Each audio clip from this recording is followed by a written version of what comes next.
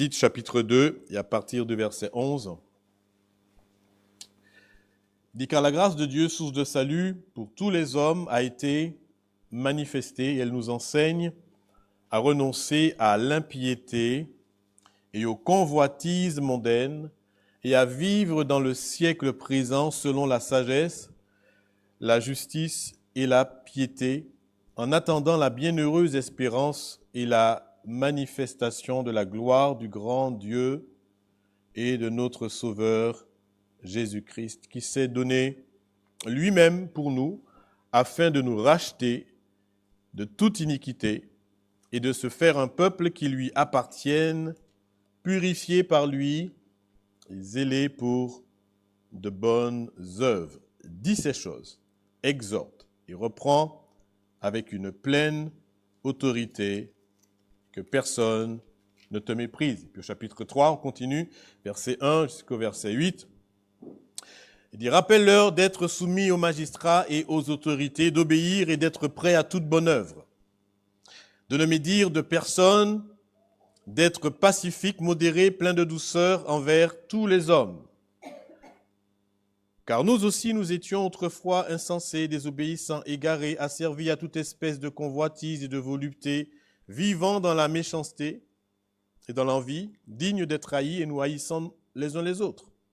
Mais lorsque la bonté de Dieu, notre Sauveur, et son amour pour tous les hommes ont été manifestés, il nous a sauvés non à cause des œuvres de justice que nous aurions faites, mais selon sa miséricorde, par le baptême de la régénération et le renouvellement du Saint-Esprit, qu'il a répandu sur nous avec abondance par Jésus-Christ notre Sauveur, afin que, justifiés par sa grâce, nous devenions en espérance héritiers de la vie éternelle. Cette parole est certaine. Je veux que tu affirmes ces choses afin que ceux qui ont cru en Dieu s'appliquent à pratiquer de bonnes œuvres. Voilà ce qui est bon et utile aux hommes. Puis troisième texte dans Éphésiens, chapitre 2. Nous allons lire les versets 8 à 10. Éphésiens, chapitre 2, et du verset 8 à 10, vous connaissez bien ce passage. Car c'est par la grâce que vous êtes sauvés, par le moyen de la foi, et cela ne vient pas de vous, c'est le don de Dieu. Ce n'est point par les œuvres, afin que personne ne se glorifie. Car nous sommes son ouvrage, ayant été créés en Jésus-Christ pour de bonnes œuvres que Dieu a préparées d'avance afin que nous les pratiquions. Si on pose la question, sur le salut, quel est pour nous l'effet du sacrifice de Christ dans la vie du croyant? Qu'est-ce que le salut? Qu'est-ce même d'être sauvé par Jésus-Christ? Et je crois qu'on répond la plupart du temps à cette question par le sacrifice de Christ nous sauve de l'enfer, nous sauve du jugement, nous sauve du péché, et c'est vrai. Mais l'Écriture aborde aussi le sacrifice de Christ, le salut, l'acte sacrificiel de Christ sous un autre aspect. Il dit aussi que le sacrifice de Christ nous sauve non seulement de quelque chose, mais il nous sauve pour quelque chose aussi. Et je ne sais pas si vous avez été attentif dans la lecture, mais dans les trois lectures que nous avons faites, qui sont trois textes de l'apôtre Paul, il est question de l'œuvre de Christ et puis de nos bonnes œuvres. Que ce soit dans la deuxième épître de Tite, il dit que il s'est donné, donc là il y a référence au sacrifice de Christ, il s'est donné lui-même pour nous afin de nous délivré de toute iniquité et de se faire un peuple qui lui appartienne, purifié par lui et zélé pour de bonnes œuvres. Et dans l'épître, le chapitre d'après, au verset 8, chapitre 3, verset 8, l'apôtre Paul dit « Affirme, je veux que tu affirmes ces choses et que tu dises que ceux qui ont cru doivent s'appliquer à pratiquer les bonnes œuvres. » Et puis à l'épître aux Romains, il dit que nous sommes sauvés par la grâce, pas par les œuvres, mais au verset 10, il dit « Nous sommes son ouvrage, ayant été créés en Jésus-Christ pour de bonnes œuvres que Dieu a préparées d'avance. » Quelque part, il y a, on pourrait dire, mis en parallèle l'œuvre de Christ et puis les bonnes œuvres du croyant. Et ce que l'Écriture dit, c'est que l'œuvre de Christ, par son sacrifice, le Seigneur nous sauve, oui, du péché, il nous sauve du jugement, il nous sauve de la condamnation, mais il nous sauve aussi pour des choses. C'est-à-dire, le salut n'est pas juste une échappatoire, mais c'est aussi, il nous pousse aussi vers l'avenir et Dieu nous demande des choses et il nous sauve afin que nous soyons rendus capables de pratiquer de bonnes œuvres. Et donc, c'est ce que nous voulons considérer ce matin, avant que nous ne considérions la table du Seigneur. Eh bien, c'est ce que nous commémorons dans la table du Seigneur nous pousse aussi à pratiquer, selon l'Écriture, de bonnes œuvres. Donc, l'œuvre de Christ, c'est le titre de notre message ce matin, l'œuvre de Christ et nos bonnes œuvres.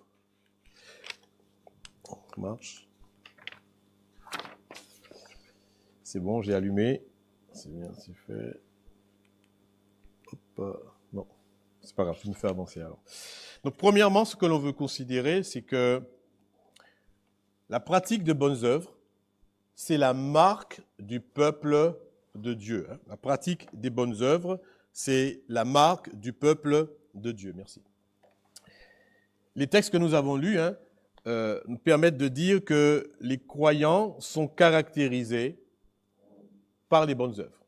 Ils sont sauvés, mais caractérisés par les bonnes œuvres. Que Dieu constitue un peuple pour de bonnes œuvres. Que nous sommes son ouvrage pour de bonnes œuvres. D'accord ? Que ceux qui ont cru doivent pratiquer de bonnes œuvres. Et donc, si on regarde l'Église primitive, on le voit très facilement aussi. Donc, la pratique des bonnes œuvres, c'est la marque du peuple de Dieu. C'est même, on pourrait dire ici, je n'arrive pas à faire avancer. Tu fais pour moi, c'est pas grave. Merci. La pratique des bonnes œuvres, c'est le but, un but, on pourrait dire, de l'œuvre du salut. Donc, je relis Tite 2, verset 14. Jésus-Christ s'est donné, merci, lui-même, pour nous, afin de nous racheter de toute iniquité et de se faire un peuple purifié par lui et zélé pour de bonnes œuvres. Donc, Christ constitue un peuple dont une caractéristique, en tout cas essentielle, c'est que ce peuple soit zélé pour pratiquer de bonnes œuvres. Et Paul dit qu'il s'est donné pour cela. Il s'est donné pour cela. La mort sacrificielle de Christ a eu pour but la création d'un peuple qui est consumé, on pourrait dire, c'est le sens du mot zélé ici, empressé, consumé par le désir d'accomplir des bonnes œuvres ici. Donc il y a un lien étroit entre le sacrifice de Christ et le zèle du croyant pour les bonnes œuvres. La réalité du salut ne se montre pas seulement par des flots de bénédictions matérielles ou par le fait simplement qu'on est épargné de quelque chose, mais il se montre aussi par le fait que le croyant est zélé dans la pratique des bonnes œuvres. La mort de Christ implique le zèle du croyant pour Dieu.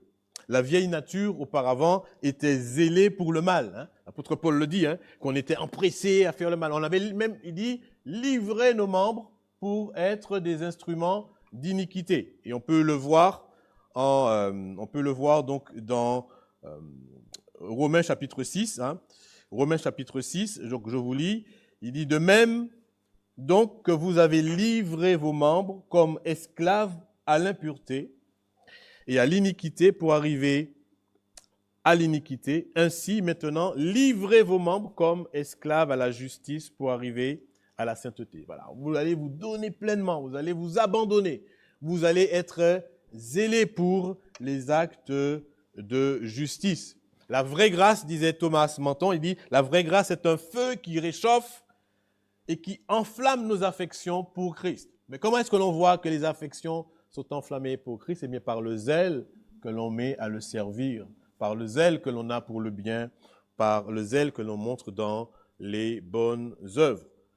L'homme pécheur est sauvé, qui est sauvé par grâce en Jésus-Christ. Il n'est pas sauvé par ses bonnes œuvres, mais il est quand même sauvé pour accomplir de bonnes œuvres. Ça c'est une chose importante à souligner. On voit aussi que cette pratique des bonnes œuvres, c'est la conséquence même d'une foi authentique. Regardez dans Tite 3, verset 8, si vous avez sous les yeux, Tite 3, verset 8, l'apôtre Paul dit « Je veux que tu affirmes ces choses ». Alors, il parle des choses qui sont avant, on va voir lesquelles. Mais ici, il dit « Je veux que tu affirmes ces choses, afin que ceux qui ont cru s'appliquent à pratiquer de bonnes œuvres. » Qui sont ceux qui sont concernés ici par la pratique des bonnes œuvres? C'est ceux qui ont cru. Avez-vous cru en Jésus-Christ? Eh bien, l'Écriture dit, mais vous devez être préoccupés par la pratique des bonnes œuvres. Ceux qui sont désignés ici, ce sont ceux qui ont cru, d'accord? Ceux qui sont désignés comme, regardez au verset chapitre 3 et au verset 7, je crois, il parle de ceux qui sont, qui ont, je vais lire au chapitre 3 et au verset 7, il dit ceux qui, non, je suis pas dans Tite, c'est pour ça que je ne comprenais pas. Tite chapitre 3, verset 7. Il dit ici, ceux qui sont justifiés par la grâce de Dieu. C'est ceux-là, ceux qui ont cru, c'est ceux qui sont justifiés par la grâce de Dieu, et c'est ceux qui sont appelés à pratiquer ici de bonnes œuvres. Donc la vie chrétienne ne peut pas être sans produire de fruits. La foi authentique ne peut pas être sans application dans les bonnes œuvres. Tite 3, 14 dit « Il faut que les nôtres aussi apprennent à pratiquer les bonnes œuvres pour subvenir aux besoins pressants afin qu'ils ne soient pas sans produire de fruits. » Donc, ce qui caractérise un chrétien, c'est qu'il pratique de bonnes œuvres. On pourrait se poser la question, est-ce qu'il faut être chrétien pour pratiquer des bonnes œuvres? Est-ce que des personnes qui n'ont pas la foi peuvent quand même pratiquer de bonnes œuvres? Ne peut-on pas accomplir des bonnes œuvres même si on ne connaît pas Christ? Alors, il y a parfois des bonnes œuvres que l'on appelle bonnes œuvres d'un autre point de vue. Des œuvres sociales, des choses qui viennent en aide aux démunis, on appelle ça des bonnes œuvres. Mais l'Écriture aborde les choses toujours du point de vue de Dieu et d'une manière spirituelle. Et si nous lisons que des personnes sont créées en Christ afin qu'elles pratiquent de bonnes œuvres, on comprend qu'il faut être en Christ pour pratiquer de bonnes œuvres, moins du point de vue de Dieu. Et il y a très longtemps, des hommes ont réfléchi sur cela, et dans un catéchisme, on trouve ceci, à la question « Quelles sont les œuvres bonnes ?» Eh bien, on répondait « Ce sont seulement celles qui procèdent d'une vraie foi et sont accomplies selon la loi et pour la gloire de Dieu, et non pas celles qui sont fondées sur nos propres opinions ou sur des préceptes humains. » Et on trouve ça dans l'Écriture. La Bible dit que sans la foi, il est impossible de lui être agréable. Donc si on prend les choses du point de vue de Dieu, on ne peut pas être agréable à lui simplement en faisant des choses. Alors on peut faire des choses qui sont bonnes, c'est pas, je veux dire, qui sont bonnes, que nous qualifions bonnes entre guillemets, mais ce n'est pas ce que l'Écriture appelle ici une bonne œuvre, ici. Tite 1, verset 15 à 16, regardez Tite 1, verset 15 à 16 dit ceci, « Tout est pur pour ceux qui sont purs. » Tite 1, verset 15. « Mais rien n'est pur pour ceux qui sont souillés et incrédules. Leur intelligence et leur conscience sont souillées. Ils font profession de connaître Dieu, mais ils le renient par leurs œuvres. » Encore une fois, vous voyez ici l'importance des œuvres. « Étant abominables, rebelles et incapables d'aucune bonne œuvre. » Dieu dit ici que ceux qui ne le connaissent pas sont incapables d'aucune bonne œuvre, c'est sûr. Alors on peut trouver que quelque chose, à nos yeux, est une bonne œuvre, mais pour Dieu qui connaît le cœur, qui sonde le cœur, il ne dissocie pas l'œuvre de la personne, et donc il dit que ce n'est pas une bonne œuvre. Les hommes qui ne le connaissent pas sont incapables de ce que l'Écriture appelle une bonne œuvre, ici. Et donc, non, s'il n'y a pas la foi, s'il n'y a pas la loi, s'il n'y a pas la gloire de Dieu, ça n'est pas une bonne œuvre. On pourrait dire ici que pour qu'une œuvre soit bonne, il faut qu'elle ait la foi comme source, il faut qu'elle ait la parole de Dieu comme règle, et il faut qu'elle ait la gloire de Dieu comme but. Quoi que vous fassiez, quoi que vous mangiez, que vous buviez, que vous fassiez quelque autre chose, faites tout pour la gloire de Dieu. Vous voyez ici que manger, boire, travailler, faire quelque chose d'autre, dès lors que ces choses sont orientées vers la gloire de Dieu, ont pour source la foi et sont conformes à la loi de Dieu, eh bien, c'est une bonne œuvre. D'accord ? C'est une bonne œuvre. Mais on peut faire des choses qui sont, entre guillemets, que nous considérons bonnes. On peut lire, on peut même prêcher, on peut même chanter, on peut même distribuer. Si on n'est pas au Seigneur, si on ne le fait pas selon la volonté de Dieu, si on ne le fait pas pour la gloire de Dieu, eh bien, elles ne sont pas, ces choses qui nous paraîtraient bonnes, ne sont pas considérées comme une bonne œuvre. Et donc, vous comprenez, on comprend bien que accomplir une bonne œuvre, pratiquer une bonne œuvre, ici, c'est la marque vraiment d'un enfant de Dieu, du peuple de Dieu. Christ est mort pour se constituer un peuple purifié par lui d'abord, qui est capable, qui est zélé après pour de bonnes œuvres, des œuvres qui seront à la gloire de Dieu. C'est celle-là que nous sommes amenés à accomplir. C'est là-dessus que l'Écriture nous interpelle. C'est à ces œuvres-là qu'il fait référence en lien avec le sacrifice de Jésus-Christ. Et on peut voir aussi que les bonnes œuvres nécessitent l'action de Dieu. C'est pour cela que c'est une marque du peuple de Dieu, la pratique des bonnes œuvres. Hébreux 13, versets 20 et 21. Regardez Hébreux 13, versets 20 et 21, ici. Hébreux 13, versets 20 et 21. Nous lisons ceci.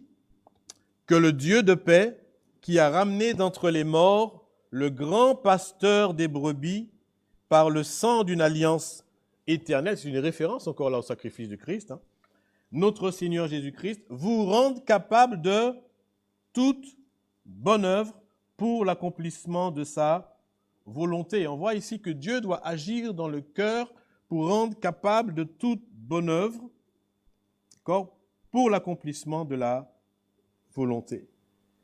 Et puis qu'il fasse en vous ce qui est agréable par Jésus-Christ, auquel soit la gloire au siècle des siècles. Amen. Je me rends compte que j'ai oublié de dire qu'il y avait des feuillets pour les jeunes, au fond, à distribuer. Je ne sais pas si on l'a fait. Ça m'est complètement passé, mais vous pouvez quand même le faire maintenant, ce n'est pas gênant.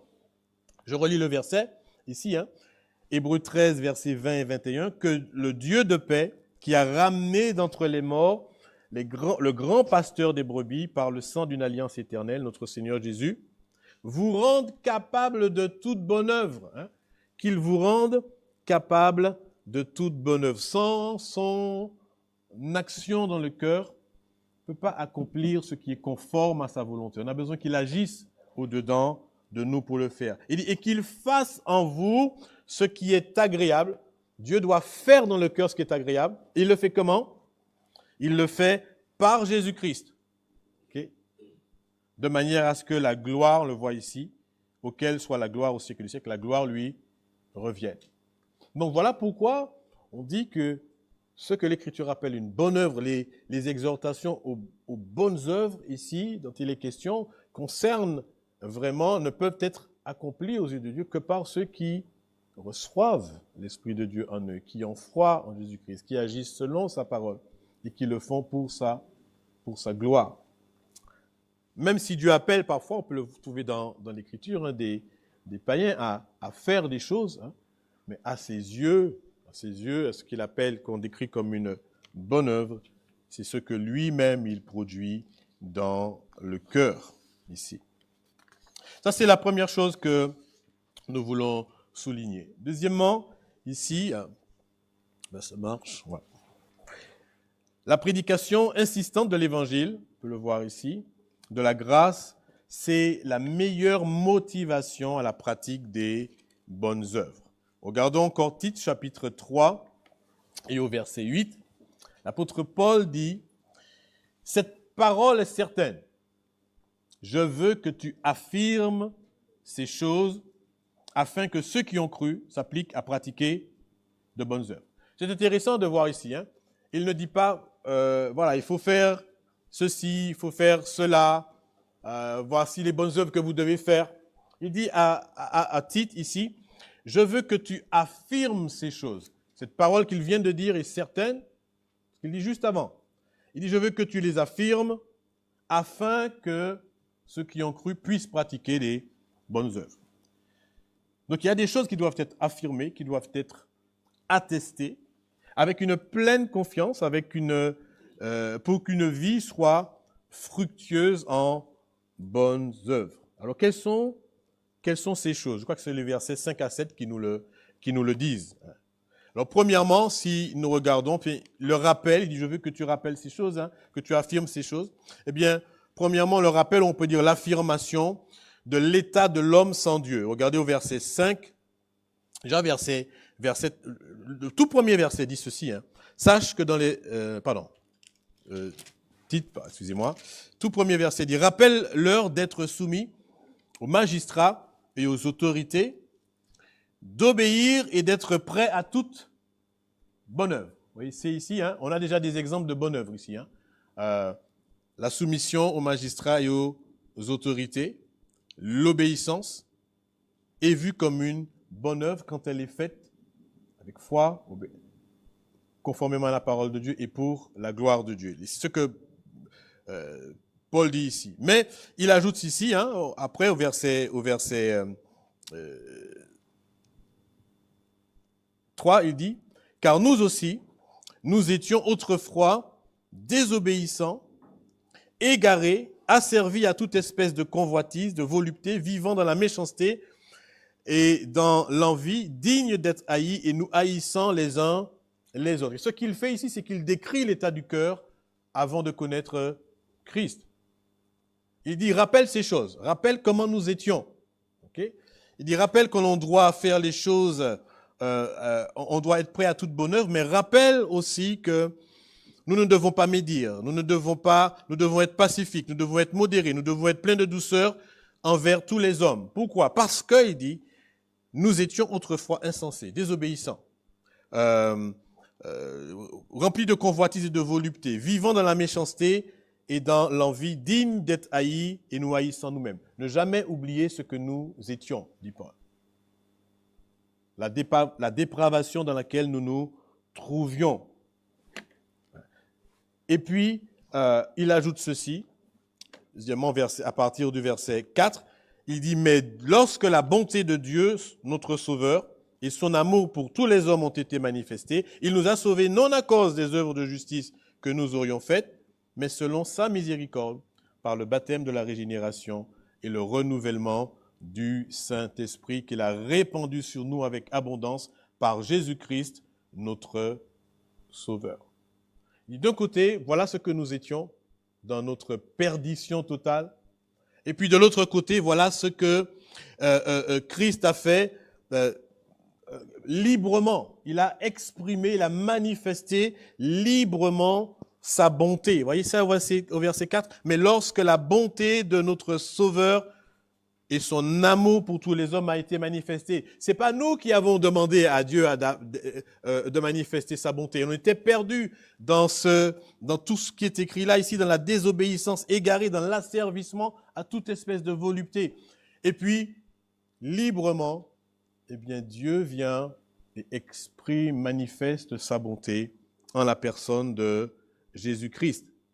Il sauve par pure grâce. Il sauve non à cause des œuvres de justice que nous aurions faites. Il n'y en a aucune. Tous sont de mauvaises œuvres.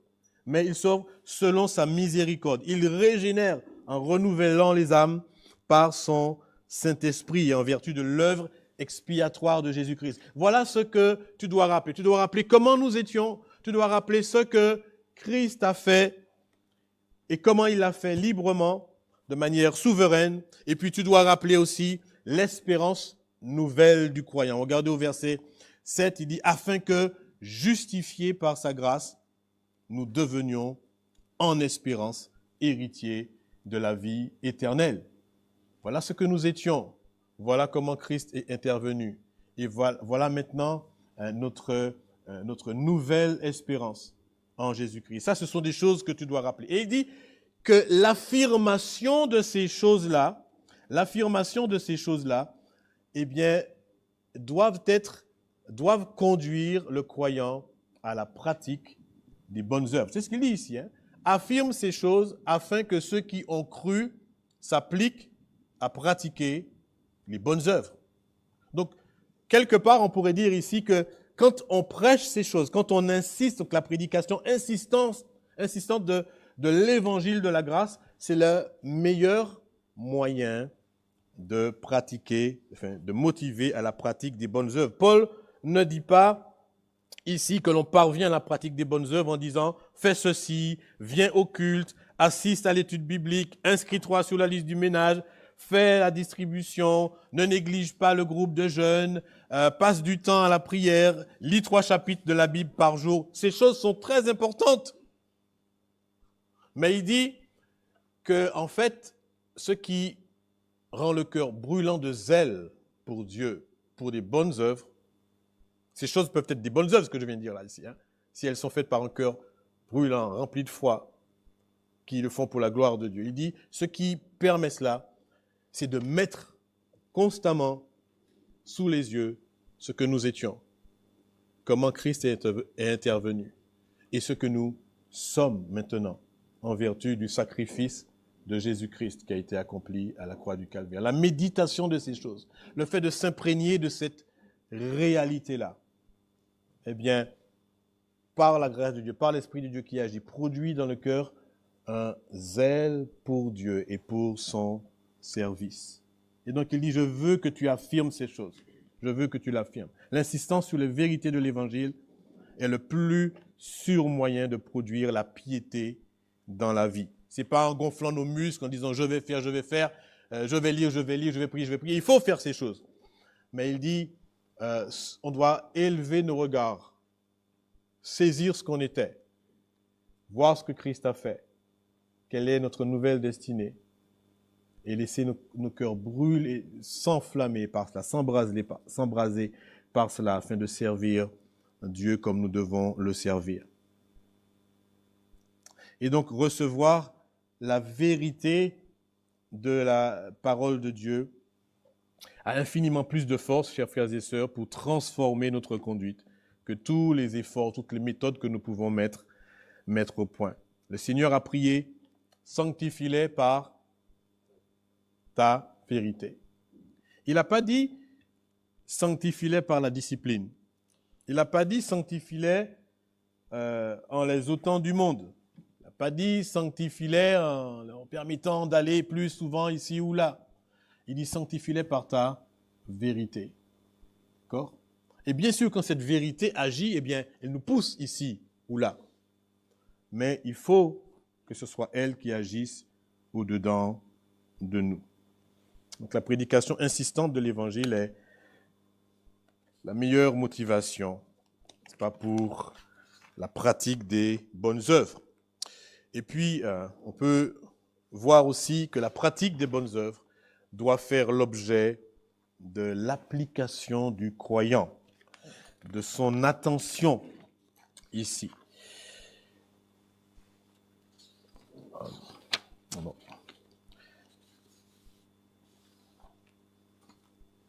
Tite 3.8 dit ceci, je relis, affirme ces choses afin que ceux qui ont cru fassent quoi?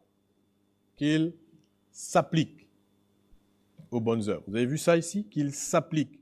Ils doivent mettre le soin à pratiquer les bonnes œuvres. Quelque part, il est en train de dire que ceux qui prétendent être l'objet de la grâce de Dieu, ceux qui prétendent être les bénéficiaires du sacrifice de Christ accompli à la croix du Calvaire, doivent s'appliquer à pratiquer les bonnes œuvres. Ça devient un devoir pour eux. Je vous lis le verset dans 2 ou 3 traductions différentes. Il dit dans la Bible en français courant, il dit « C'est une parole certaine. Je veux que tu insistes beaucoup sur ces points afin que ceux qui croient en Dieu veillent à s'engager à fond dans les actions bonnes. Voilà ce qui est bon et utile à tous. » Et dans la Darby, il dit comme ça, il dit, traduit ainsi, « Cette parole est certaine. Je veux que tu insistes sur ces choses afin que ceux qui ont cru Dieu s'appliquent à être les premiers dans les bonnes œuvres. Ces choses sont bonnes et utiles aux hommes. » La Nouvelle Bible Seconde dit, « Cette parole est certaine. Je souhaite que tu l'affirmes catégoriquement afin que ceux qui ont placé leur foi en Dieu s'appliquent à exceller dans les belles œuvres. Voilà ce qui est beau et utile aux humains. » Intéressant de considérer comment l'Écriture dit les choses. Il dit, tu affirmes cette vérité concernant le salut gratuit en Jésus-Christ, la bonté, la miséricorde de Dieu qui s'exprime par Jésus-Christ. Il dit le fait qu'il nous permette de passer de la mort à la vie, qu'il nous donne une espérance, l'espérance de la vie éternelle. Tu insistes sur cela de manière à ce que les croyants soient les premiers à pratiquer les œuvres qui sont bonnes ici. Et ils doivent mettre cela dans leur pensée. Ils doivent réfléchir à la manière qu'ils pourraient pratiquer ce qui est bon, les bonnes œuvres. Et on a vu que tout ce que Dieu nous commande de faire est une bonne œuvre du moment où c'est fait avec la foi selon la loi et pour la gloire de Dieu. Et il faut le faire ici il faut le faire par l'apprentissage. Tite chapitre 3 et au verset 14, chapitre 3 et au verset 14, il dit ceci,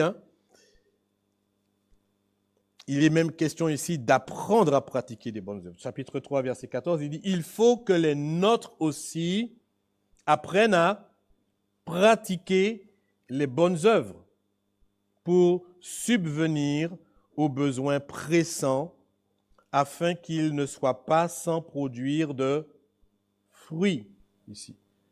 Il donne en passant même une indication sur une bonne œuvre ici, parce qu'il en cite une. Il dit la bonne œuvre ici, c'est le fait de subvenir aux besoins pressants. Parfois, il y a des besoins pressants. Parfois, même dans nos églises, il peut y avoir des besoins pressants que Dieu met sous nos yeux. Il dit que celui qui a reçu la vie de Christ, eh bien, il doit être vigilant sur ces choses de manière à chercher comment il peut répondre à ses besoins. Ça, c'est ce à quoi Dieu nous appelle. Donc, par l'apprentissage, ça veut dire que ça n'est pas facile de pratiquer les bonnes œuvres. Mais on doit s'appliquer, on doit apprendre à le faire. Aujourd'hui, demain, on espère qu'on fera mieux que hier. Mais on doit le faire et apprendre à le faire. Il faut le faire aussi par l'exemple. L'apôtre Paul dit à Tite, au chapitre 2, versets 6 et 8, il dit d'être un modèle. Il dit « Exhorte de même les jeunes gens à être modérés, te montrant toi-même à tous égards un modèle de bonnes œuvres. » C'est-à-dire qu'il dit « Tu es responsable, Tite, Quand les jeunes, il faut qu'ils soient modérés, les jeunes, mais quand ils te regardent, ils voient voir chez toi quelqu'un qui pratique les bonnes œuvres. Tu es un modèle en cela pour eux. Tu es modéré toi-même. Hein? Comme il dit ici, tu es soumis aux magistrats, aux autorités. Tu obéis. Tout cela, ils doivent le voir chez toi. Tu dois être un modèle. Et comme ça que tu vas les aider eux-mêmes à pratiquer les bonnes œuvres. Donc, on pourrait dire ici par l'exemple, hein, en étant un exemple de bonne œuvre. Mais aussi par l'encouragement mutuel, ici. Hein. Par l'encouragement mutuel. Hein. On trouve ça ailleurs, dans l'Épître aux Hébreux, par exemple, au chapitre 10 et au verset 24, il est dit « Prenons garde les uns, prenons garde l'un à l'autre pour nous exciter à l'amour et aux bonnes œuvres. » Je relis, hein, Hébreux 10, verset 24. Il dit « Prenons garde l'un à l'autre pour nous exciter à l'amour et aux bonnes œuvres. » Et vous savez comment il dit de nous? Quelle bonne œuvre ici dans ce contexte? Je lis la suite du verset. « N'abandonnant pas le rassemblement de nous-mêmes. » Notre passage dit « En n'abandonnant pas les assemblées, c'est-à-dire les réunions, ici, de nous-mêmes, comme quelques-uns ont l'habitude de faire, mais nous exhortant l'un et l'autre, et cela d'autant que vous voyez s'approcher le jour. » Il est en train de dire, attention, nous devons faire attention, nous devons nous exciter. Le mot, c'est le mot provoquer. On sait comment se provoquer pour qu'on sorte de ces gongs. Hein, n'est-ce pas? Mais là, ici, il s'agit de se provoquer pour que l'on pratique les bonnes œuvres. Et il dit, il faut le faire premièrement, en n'abandonnant pas nos rassemblements. Donc, quelque part, le rassemblement est une bonne œuvre, ici. Et quand on ne se rassemble pas, bien, on ne pratique pas les bonnes œuvres. Ça, c'est peut-être le premier, qui est accessible à tous, première bonne œuvre que l'on peut accomplir. Et il dit, quand on accomplit cela, on peut en accomplir d'autres parce qu'on peut exciter après à l'amour.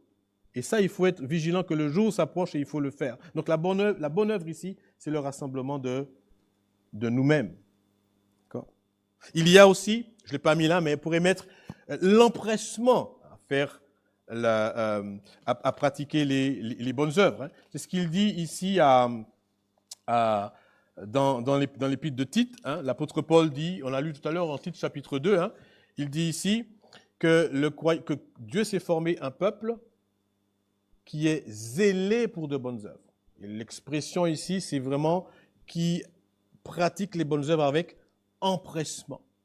Voilà ce qu'est notre devoir, de pratiquer ici les bonnes œuvres avec empressement. Et quelqu'un a dit ici que le zèle dans le travail du Seigneur, eh bien, fait plus que la force ne peut faire. Alors je vous lis, hein, c'est Dicéral qui dit ça, il dit que le zèle trouvera toujours une solution. Hein, le zèle trouve toujours une solution. On peut disposer parfois de moyens, on peut disposer parfois de pouvoir pour faire des choses, et puis ne pas les déployer. Mais le zèle, lui, c'est cette disposition qui trouve toujours la solution. Le zèle ne se laisse pas décourager. Il dit ceci, il dit, le zèle a des yeux pour voir, le zèle a un cœur pour sentir, le zèle a une tête pour concevoir, le zèle a une langue pour plaider, le zèle a des mains pour travailler, le zèle a des pieds pour voyager afin de sauver les pauvres âmes et de les élever de leurs conditions inférieures. Donc quand les bonnes œuvres sont faites de manière zélée, c'est qu'ils trouvent toujours l'énergie pour faire les choses. Et c'est pour ça que l'apôtre Paul disait « Ayez du zèle et non de la paresse. Soyez fervents d'esprit et servez le Seigneur. » Romains chapitre 12 et au verset 11, il dit ceci. Voilà ce qui est important de considérer. Alors pourquoi faut-il pratiquer ici avec application les bonnes œuvres? Le passage du verset 8, chapitre 3, Tite chapitre 3, verset 8 termine en disant « Voilà ce qui est bon et utile aux hommes, parce que Dieu juge que ce sont de bonnes choses et qu'elles sont utiles. Vous voyez ici comment l'œuvre de Christ est liée aussi quelque part à nos bonnes œuvres. Dieu nous sauve de la condamnation du péché, il nous sauve de l'enfer, il nous sauve du jugement, mais il nous sauve aussi pour accomplir de bonnes œuvres à sa gloire. Il veut être glorifié dans tout ce que nous faisons. Donc ce matin, nous pouvons nous poser cette question, est-ce que je m'applique à pratiquer de bonnes œuvres? Ma vie est-elle marquée par le fait que je pratique des bonnes œuvres à la gloire de Dieu? Parfois, on se dit, on est sauvé par grâce, pas par les œuvres. Alors, ce n'est pas en faisant ceci ou cela, etc. Oui, on ne parle pas du fait d'être sauvé, mais on parle du fait de dire que l'on est au Seigneur, qu'on est sauvé. Il dit, si on le dit, eh bien notre vie, cela doit se manifester dans notre vie par le zèle avec lequel on sert Dieu. Dans tout ce qu'il met devant nous, dans tous les domaines ici. Donc chacun nous pouvons nous poser cette question et nous mettre devant le Seigneur, savoir si nous obéissons à sa parole comme il nous le commande ici. Juste quelques exemples de bonnes œuvres. Dans la Bible, on trouvait l'exemple de Marie qui avait versé son parfum. C'est-à-dire, parfois faire quelque chose qui coûte, qui est sacrificiel ici. On trouve l'exemple dans 1 Timothée chapitre 5, l'apôtre Paul parle des personnes qui ont exercé l'hospitalité, qui ont lavé les pieds des saints, qui ont secouru les malheureux, qui ont pratiqué toute espèce de bonnes œuvres. Il faut juste prier que Dieu nous ouvre les yeux, montrer quels sont les besoins. On a vu tout à l'heure, il a dit il est question de besoins pressants, le besoin qui peut exister aussi est une bonne œuvre à laquelle Dieu appelle ses enfants ici. Donc il y a certainement beaucoup de domaines où nous pouvons voir ceci. Ce qui est important qu'il faut retenir, et je relis ce verset pour terminer, c'est que Dieu dit que tout ce que l'on fait en tant que croyant, on doit le faire dans une disposition telle qu'il soit glorifié. À ce moment, cette chose est une bonne œuvre, à la gloire de Dieu. Elle peut être petite aux yeux du monde, elle peut être grande, mais ce qui est important surtout, c'est qu'elle soit faite motivée par la foi dans le cadre de la loi et dans le but de la gloire de Dieu. Prions. Seigneur notre Dieu, nous te remercions de ce que tu nous as sauvés afin de nous délivrer de nos iniquités, de toute iniquité, mais de ce que tu nous as sauvés aussi afin que nous soyons ton peuple, que tu nous destines à pratiquer de bonnes œuvres, que tu nous rendes, que tu nous purifies afin que nous soyons capables de pratiquer de bonnes œuvres. Je te prie que tu pardonnes parfois notre paresse, notre léthargie, le fait que nous contentions bien souvent juste du minimum et que nous ne cherchions pas forcément ce que nous pourrions faire davantage à ton service.